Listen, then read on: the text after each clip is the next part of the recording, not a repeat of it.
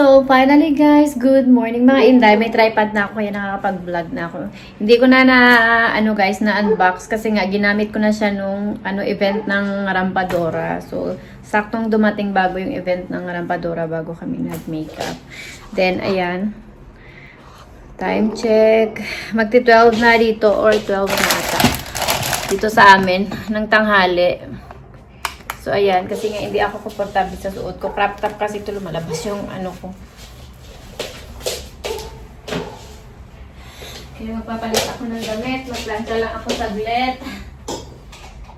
Ayun ako. Guys, Thursday ngayon.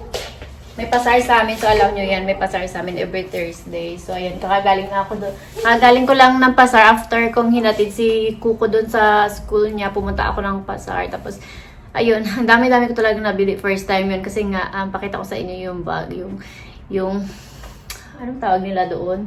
Pasar. Parang pang aftermarket na bag, yung digulong, yung nakikita niyo sa mga local dito. Bumili ako guys.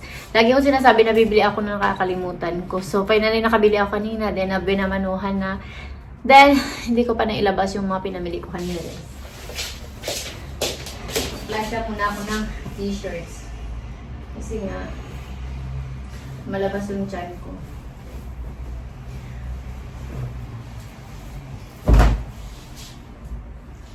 Dito ako nagpa-plancha sa likod ng bahay kasi sa pinakalikod ng kwarto ng bahay. Ayan, kung kabisado nyo na yung bahay namin sa mga matatagal ng followers dyan. Alam nyo yung spot na to, dito ako nagsasampay, nagpa-plancha, tumatambay sa balcony. So, ayun mga Inday. Parang uulan pa naman. So, tinanggal ko na yung mga tanim-tanim ko kasi nga pinagbubunot na ni Kuko. Kaya wala na. Ginawa ko lang talagang sampayan.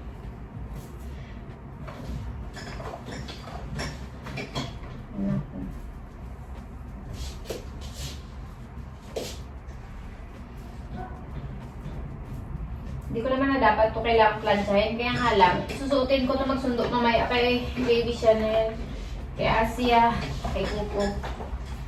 Kaya kailangan siyang planchahin na kaya naman na kulubot-kulubot.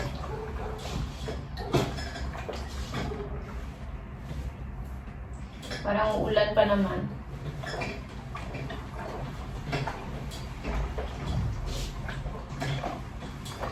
Sabi ko pa naman, masaya na ako kasi hindi na ako nag-i-stroller kay Kuko. Tumaba-taba na ako. Pero ngayon, ayaw niya maglakad. Kaya dinadala ko na siya ng stroller kasi nga, one time, ewan ko lang kung naikwento ko sa inyo, natumba kami sa labas, sobrang pagod ko ba, yung parang, hindi ko na nararamdaman yung balikat ko kasi sobrang bigat niya.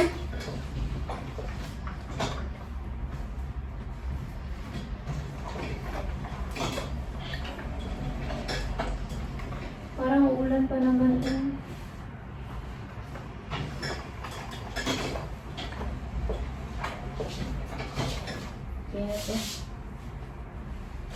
Pinabaliktad ko to siya magplansya kasi nakasusunog yung niya, yung parang pangalan niya na parang sa harap nasusunog. Kaya pinabaliktad ko magplansya. Ayan, mag-isip. Parang ulan pa naman ngayon. Mabutan kami ng ulan ni Kuko. Nasundo na naman kami kay Dudo. Guys, parang ulan. Taas dito sa amin. Hindi may dito kasi nga, hindi naman ginagamit yung likod dito, yung balcony na to. Parang stock room lang siya. Ayan. Stock room lang yung likod na to. Then, ayan. Lagyan ko lang dito ng tambayan, kaya minsan pag nabuboy, kape-kape. Then ito guys, ito yung Pazar dito sa amin. Nawakan ko nga baka malaglag. Ayan yung outdoor market. Diyan lang sa baba namin talaga. Tapos ayan iikot hanggang sa kabilang kanto. Ikot. Malaki yan guys. Then, tanaw yung seaside dito. Ayan yan yung Princess Island mga po. Natatanaw nyo na Island.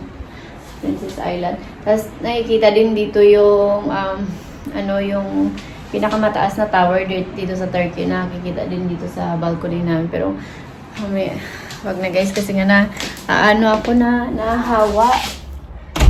Ano ba nahahawa? Nalulula. Nag-ilunggo na naman ako. Nalulula ako kasi taas masyado. So, ayun mga inday. Pakita ko sa inyo yung mga pinamili ko sa market. Sa Buy Chismis. Maglalaga pa pala ako ng ano ni Kuko. Ang kanyang corn. So, ayan. Pasensya na kayo sa kalat sa bahay kasi walang katapusang kalat yan kapag may bata. Ito yung binili ko na pang-pazar. Puno yan, guys. Sana hindi umuulan.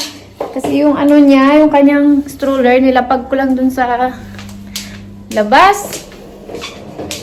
So, yung mga inday, tagilid natin to para makita nyo kung ano yung mga pinamili ko. Pero, bago yan, mag-init muna ako. Kasi kailangan ko magkape. Kailangan ko muna mag-boil na mais ni Coco. Ayan. Tadaan! Yung apron na to, guys, pakita ko sa inyo. Paborito tong apron ni Coco. Ano to siya, yung free kapag kumain kayo sa shabu-shabu dun sa hotpot dun sa Levent. Free to. Dinala ko to, tag-isa kami to ng friend ko kasi first time namin kumain doon. Parang remembrance ba? Parang first time namin kumain magkasama. Parang doon nag-umpisa yung pagiging close namin. Kaya ito remembrance, binaon namin to. Parang memories, char. Pero ang nga, tingnan nyo, siguro mga 1 taon na to sa akin. And then, paborito ni Coco, every time nagbe-bake sila, gabi-gabi talaga guys, nagbe-bake sila ng baba niya, kaya binila ko siya ng pang, mix, gabi-gabi yan, yung mag-open lang ng egg, tapos lalagyan ng flour, ng tubig, basta yung, kasi nga sa school nila, nagbe-bake sila, gumagawa sila ng pizza, so, pag dito sa bahay, gusto niya ipakita sa baba niya kung ano yung ginagawa nila sa school. Hindi ko tinatali yung buhok ko ngayon guys kasi feel na feel ko lang.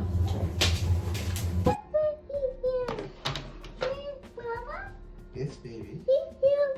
Thank you, Nadine Kuzel. Thank you. Oh, you mix na? Okay. Oh. 1 kilong asukal. Some more. And okay. Okay, Now mix it, you mix baby. na? You mix, then we will continue. Hi. Asya is making cake. Ay, grabe. Super. Okay, mix mo. Ayan guys. Lapas natin yung mahiwagang mais. Ayan yung mga pinamili natin. Tagalin natin to.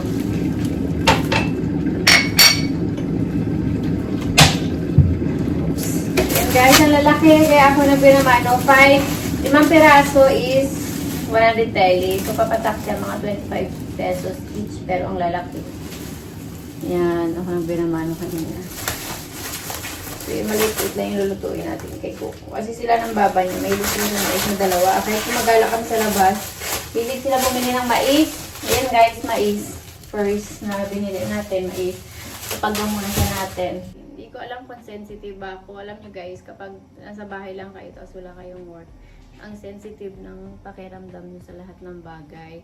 So ako, kahit hindi naman ako nag-work, alam nyo naman na nagpa-part-time ako, marami akong extra income. Yung alam nyo, simula nagpa-part-time ako at nag-extra income ako, may mga extra income na ako nang hindi na ako nagba-vlog.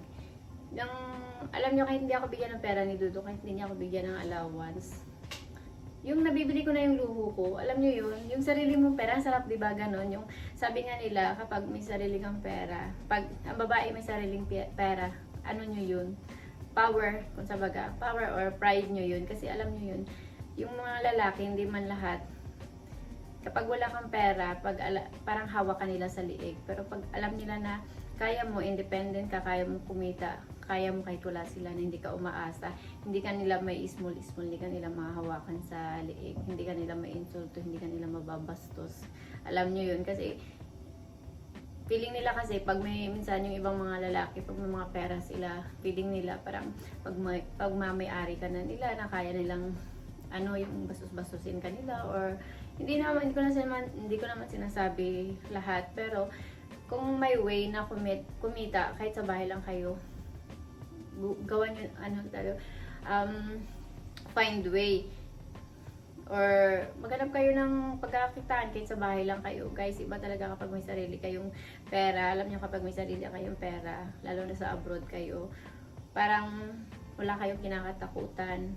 Wala kayong iniisip na kunyari gusto niyo magpadala sa pamilya niyo, hindi niyo kailangan stressin yung sarili niyo, hindi niyo kailangan makaawa sa mga asawa niyo, hindi niyo kailangan makipag-away o mag-explain o gumawa ng maraming reason o magdrama sa asawa niyo para lang magpadala sa Pinas. Aminin, 'di ba? Kasi nga hindi naman lahat ng Turkish na okay kasi wala man yan sa culture nila na kailangan magpadala sa Pilipinas. Pag may asawa ka na, kailangan focus ka na lang sa family nyo, hindi nyo na kailangan mag-send. Pero yung mga Turkish naman, naiintindihan nila yan. Pero hindi lahat, guys. Lalo na ngayon na matindi yung inflation dito sa Turkey. Sabihin nyo ng mga Turkish, bakit yung kakainin na lang natin, ipapadala mo pa ba sa Pinas? So, alam nyo yun, yung ibang Pinay dito, minsan yung tinitiis na lang nila kasi syempre mabait naman yung asawa nila, yung minsan yung marami yan dito makikita nyo minsan na inaaway din sila ng mga family nila sa Pinas kasi minsan yung mga family sa Pinas kala nila na kapag asawa ka ng Turkish milyonarya ka na dito sa Turkey, baka hingi sila ng hingi pag hindi mo napadalaan, kala mo naman yung alam mo yun, dapat sinasabi nyo rin sa kanila yung totoo, hindi yung pinapakita nyo dito na ayahay, ganto, kaya nag-expect din sila. Minsan, kayo din yung gumagawa ng problema nyo kasi nga pinapakita nyo dito na ayahay kayo, yayamanin kayo, na kala nila siguro ayahay ka dito, yayamanin nyo na pang asawa nyo, tapos hindi kayo nagpapadala sa Pinas, tapos sabihin nila, ang damot-damot, ganito, ganyan. Kung alam lang nila na mas matindi yung struggle dito sa Turkey, ang hirap dito sa Turkey, kasi nga, lalo na lira lang yung sinasahod ng mga local dito. Tapos, alam nyo yun, tapos nagre-rent pa, diba? Parang tulad namin, nagre-rent lang. Parang yung sinasahod mo, punta lang sa rent sa araw-araw, sa may expenses sa bahay. So, dapat, in-explain nyo yun na kapag may sobra, okay, magpapadala. Pero pag wala, pasensya. Wag yung, ay naku, basta, hindi ko naman nila lahat guys, pero sa realidad ng buhay, ganyan na akala nila ayahay tayo dito. Porque nakikita nila na maganda yung higaan natin, maganda yung loob ng bahay natin. Pero ito kasi normal lang yan dito eh, kahit mahihirap nila dito, maganda yung bahay, di ba? So, ayun mga inday, kaya yun lang, hanggang dito na lang muna yung vlog natin. So, ayun guys, hindi ko pa napakita sa inyo yung mga pinamili ko. Pakita ko muna pala sa inyo. Baba, camera. Yung laman na aking wagang bag. Ayan. So, ayan guys, mais, bell pepper na green. Bili ako ng wet wipe ni Coco. Ayan, pang salad, yung purple na cabbage para to sa sarma. Parsley, bell pepper na red, kamatis, 2 kilo. Dami ko talaga nabili guys. Isipin nyo, hindi ko yan mabitbit lahat. 2 kilong sibuyas, di ba? Isipin nyo, bitbit ba ito lahat? Hindi. O, ayan guys, ang dami kong nabili. Tapos ito yung mais natin. So, ayan mamaya, biling ko kulang pa to. Ayan guys, alam nyo ba? Di ba lagi ko nagkado sa inyo sa mga vlog ko dati, sa mga old followers ko dyan, na every week talaga binibigyan ako ni Dudong ng allowance pambili sa pasar. Every week talaga yan guys. Turuan ko kayo maging wise. Char. Every week talaga yan, binibigyan niya ako ng cash. Para lang yan sa mga bibilin ko sa pasar, sa isda, sa mga gulay-gulay. Kasi doon, pwede man card doon, pero mas madali kapag cash. So, binibigyan niya ako yan every week. Like 2,000 teli para lang sa mga gulay na to. Pero guys, ang nabibili ko lang yan, mga 500 teli. The rest, kinikip ko yan. O sabihin man natin, abot siya ng 1,000 teli. Pero yung, sige, taga na yan yung matitira. Ginagawa ko, kung bibili ako ng tag 1 kilo, tag 2 kilo, or mahigit pa, marami. So, yung ganito karami, hindi yan maubos sa isang linggo, guys. Abot pa yan next week. So, ngayon, next week, bibigyan na naman ulit niya ako ng allowance, diba? So, wala na yan bawas, guys, kasi madami pa akong mga gulay-gulay. Binubulsa ko na lang yan, kasi doon wala man yung pakialam. Basta ang alam niya, weekly, kailangan niya magbigay sa akin pambili ng gulay. O, diba? Ganon yun. Kailangan marunong kayong business na rin. Sorry. So, ayan guys, kailangan nyo rin mag ganyan-ganyan. Minsan yung, alam niyo dati, sobra akong waldas, pero nung ano na, alam niyo yun, nung nagkaanak na ako, marunong na ako magtipid-tipid kasi ang mahal-mahal ng diaper, mahal-mahal ng gatas. So, ayun mga inlay. Basta ang ganda ko ngayong araw na to. So, ayan guys, yan yung mga napamigay natin. So, ayun. Hanggang dito na lang muna yung vlog natin kasi nga kakain muna ako. Ayan, nagluluto ako ng mais. Tapos, susunduin ko lang si Coco. So,